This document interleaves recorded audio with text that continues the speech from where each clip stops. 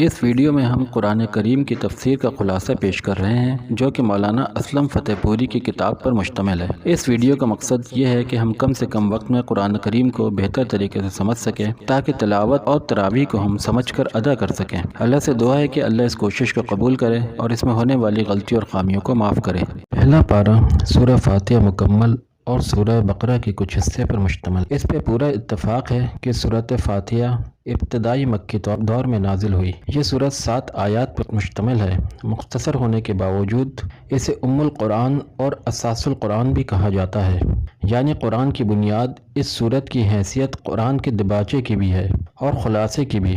قرآن کریم کی بنیادی مضامین 3 ہیں: توحید، رسالت، قیامت۔ اس سورت کی ابتدائی 2 آیتیں اور چوتھی آیت میں توحید کا مضمون ہے، تیسری آیت میں قیامت کا ذکر ہے، 5ویں اور 6ٹھی آیت میں نبوت اور رسالت کی طرف اشارہ ہے۔ اسی طرح اس صورت میں اللہ تعالیٰ کی اسماء اور صفات مذکور ہیں، اس کی عبادت اور اسی سے استعانت اور استقامت و ہدایت کی دعا کا حکم ہے۔ ایک طرف انبیاء اور صالحہ کا تذکرہ ہے تو دوسری طرف ان قوموں کی روش سے بچنے کی تلقین جو اپنی علمی کج روی کی وجہ سے اللہ کے غضب اور عذاب کی مستحق ہوئیں۔ یہ دعویٰ بلا خوف و تردید کیا جا سکتا ہے کہ سورہ فاتحہ ایک بے مثال دعا ہے، معرف کا پیش بہا خزانہ اور قرآنی علوم کا ایک ایسا شفاف آئینہ ہے جس میں 113 سورتوں کی جھلک ہم مختصر وقت میں دیکھ سکتے ہیں۔ شاید یہ جھلک بار بار دکھانے کے لیے ہر نماز کی ہر رکعت میں سورہ فاتحہ پڑھنے کا حکم دیا گیا۔ سورہ فاتحہ کے اختتام کے بعد سورۃ البقرہ کی شروعات ہے۔ سورۃ البقرہ قرآن کریم کی سب سے طویل سورت ہے جو کہ 286 آیات پر مشتمل ہے۔ سورہ بقرہ کا اکثر حصہ ہجرت مدینہ کے بعد بالکل ابتدائی دور میں نازل ہوا۔ عربی زبان میں بقرہ گائے کو کہتے ہیں، چونکہ اس سورت میں بقرہ کا لفظ بھی آیا ہے اور گائے ذبح کرنے کا واقعہ بھی مذکور ہے، اس لیے اس سورت کو سورۃ البقرہ کہا جاتا ہے۔ قصہ کچھ یوں ہے کہ بنی اسرائیل کے ایک مالدار شخص کو اس کے بھتیجے نے مال و وراثت ہتھیانے کی غرض سے قتل کر دیا، پھر رات کی تاریکی میں لاش اٹھا کر کسی دوسرے کے دروازے پہ ڈال دی، اس پر قتل کا دعویٰ کر دیا۔ قریب تھا کہ مدعی اور مدعی علیہ کے خاندان ایک دوسرے پر ہتھیار اٹھا لیتے کہ اللہ تعالیٰ نے حضرت موسیٰ علیہ السلام کے ذریعے انہیں گائے ذبح کرنے اور اس کے گوشت کا کچھ حصہ مقتول کے جسم کے ساتھ لگانے کا حکم دیا۔ ایسا کرنے سے مقتول زندہ اٹھ کر بیٹھا اور اس نے اپنے قاتل کی نشاندہی کر دی۔ اتفاق سے انہی دونوں میں بنی اسرائیل کا ایک گروہ مرنے کے بعد کی زندگی کا انکار بھی کر رہا تھا۔ مقتول کے زندہ ہونے سے نہ صرف یہ قاتل کی نشاندہی ہو گئی بلکہ باعث بعد الموت پر ایک حجت بھی قائم ہو گئی۔ علاوہ ازیں مصریوں کے ساتھ طویل عرصے تک رہنے کی وجہ سے بنی اسرائیل کے دل میں گائے کی جو عقیدت و محبت رچ بس گئی تھی، گائے ذبح کرنے کا حکم دے کر اس کی تردید اور توہین بھی کر دی گئی۔ اس واقعے کے علاوہ پہلے پارے میں جو اہم مضامین بیان ہوئے ہیں وہ درج ذیل ہیں۔ اس سورت کی ابتدا رسول صلی اللہ علیہ وسلم کی دائمی معجزہ قرآن کریم کے ذریعے ہوئی ہے۔ یوں تو آپ کو متعدد حسی اور مادی معجزات بھی عطا کیے گئے، لیکن آپ کا سب سے بڑا معجزہ علمی تھا۔ اس سورت کی ابتدا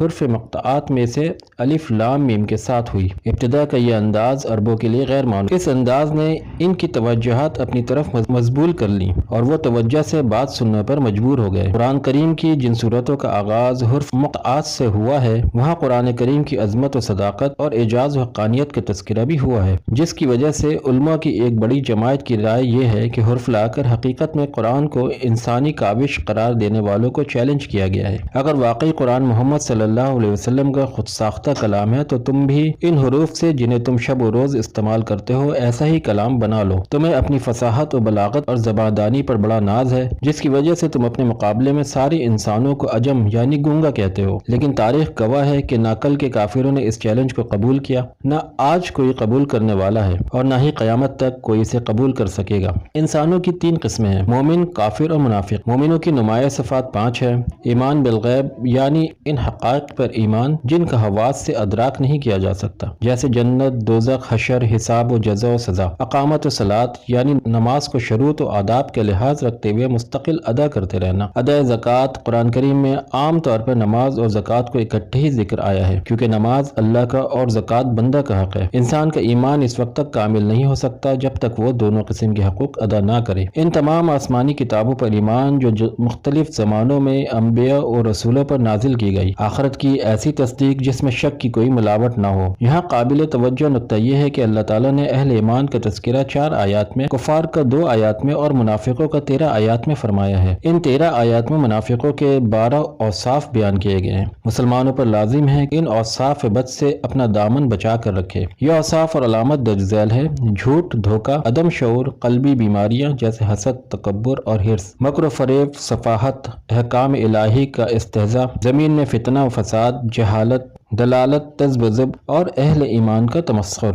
حضرت آدم اور حضرت حوا علیہ السلام کا قصہ جو ابلیس لعین کے ساتھ پیش آیا، حقیقت یہ ساری انسانیت اور انسان کی ابتدا سے انتہا تک کا قصہ ہے۔ یہ قصہ حق اور باطل، خیر و شر کے درمیان دائمی کشمکش کی نشاندہی کرتا ہے۔ یہ قصہ حضرت آدم علیہ السلام کی عظمت کی شان بتاتا ہے۔ انہیں عرضی خلافت عطا کی گئی، ایسے علم سے نوازا گیا جو فرشتوں کے پاس نہیں تھا۔ ملائکہ کو ان کے سامنے سجدہ ریز ہونے کا حکم دیا گیا۔ منصب خلافت پر فائز ہونے کی وجہ سے بنو آدم اس امر کے پابند ہے کہ وہ زمین پر اللہ کے حکموں کو نافذ کریں اور دنیا کا نظام ویسے چلائیں جیسے اللہ چاہتا ہے۔ یوں تو قرآن کریم میں متعدد مقامات پر بنی اسرائیل کا تذکرہ ہے، لیکن ان کے بارے میں سب سے زیادہ تفصیل سورہ بقرہ کرتی ہے۔ پہلا پارہ تقریباً پورا ہی ان کے تذکرہ پر مشتمل ہے۔ اس تذکرہ میں سب سے پہلے تو بتایا گیا ہے کہ اللہ تعالیٰ نے بنی اسرائیل کو بے شمار ظاہری اور باطنی، دینی اور دنیاوی نعمتیں عطا فرمائی۔ مثلا ان کے اندر کثرت سے انبیاء پیدا فرمائے، انہیں دنیاوی خوشحالی عطا کی گئی، عقیدہ توحید اور ایمان نعمت سے سرفراز فرمایا، فرعون کے مظالم سے نجات دی، انہوں نے حضرت موسیٰ علیہ السلام کی قیادت مصر سے ہجرت کی اور فرعون نے ان کا تعاقب کیا تو سمندر میں ان کے لیے راستے بنا دیے اور ان پر ظلم ڈھانے والوں کو ان کی نظروں کے سامنے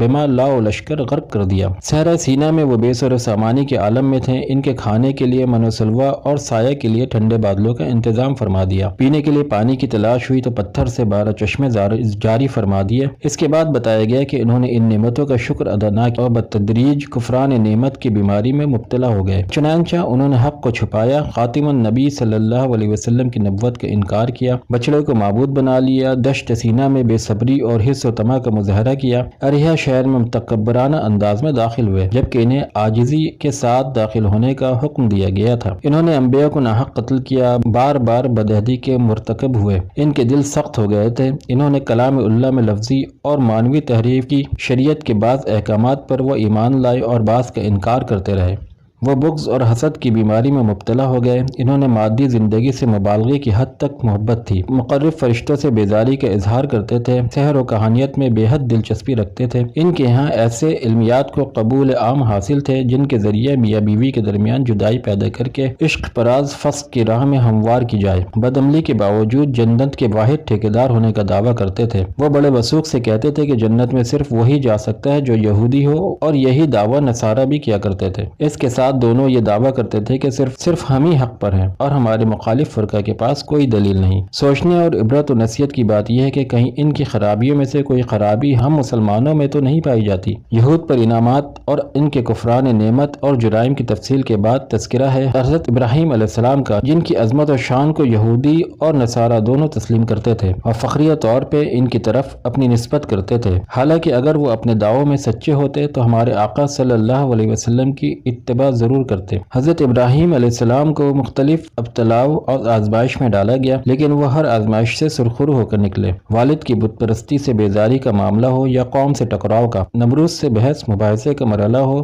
یا آگ میں ڈالے جانے اور وطن سے ہجرت کا، بیوی اور بچوں کو بے آب و گیا وادی میں چھوڑنے کا حکم ہو یا لخت جگر کو اپنے ہاتھوں سے ذبح کرنے کا، اللہ کے خلیل ہر مقام پر ثابت قدم رہے اور ان کے قدموں میں ذرہ برابر بھی لرزش نہیں آئی۔ اس ثابت قدمی کی برکت تھی کہ ان کی دعائیں قبول ہوئیں، مکہ پرامن شہر بنا، وہاں کے رہنے والوں کو پھلوں کا رزق میسر آیا، اور سب سے بڑی دعا جو قبول ہوئی وہ یہ کہ اللہ نے قریش کی نسل سے خاتم النبیین صلی اللہ علیہ وسلم کو پیدا فرمایا۔ حضرت ابراہیم علیہ السلام کے مفاخر بیان کرنے کے بعد اللہ فرماتے ہیں کہ ملت ابراہیمی سے وہی شخص اعراض کر سکتا ہے جو شقی، احمد اور خواہشات کا غلام ہو۔ یہود و نصارہ واقعی ایسے تھے جو حضرت ابراہیم علیہ السلام کی طرف اپنی نسبت تو کرتے تھے، مگر ان کا زعم باطل یہ تھا کہ نجات حنفیت کی اتباع میں نہیں ہے بلکہ یہودیت اور نصرانیت کی اتباع میں ہے۔ اللہ نے اپنے نبی کو حکم دیا کہ اپنی انہی حنیفیت یعنی دین اسلام کی طرف دعوت دیں جو کہ تمام انبیاء کا دین ہے، اور اگر وہ آپ کی دعوت قبول کر لیں تو ہدایت پا جائیں گے، اگر وہ قبول نہ کریں تو ان کا انکار اور گمراہی کسی دلیل کی بنیاد پر نہیں ہوگی بلکہ ضد اور عناد کی بنا پر ہوگی،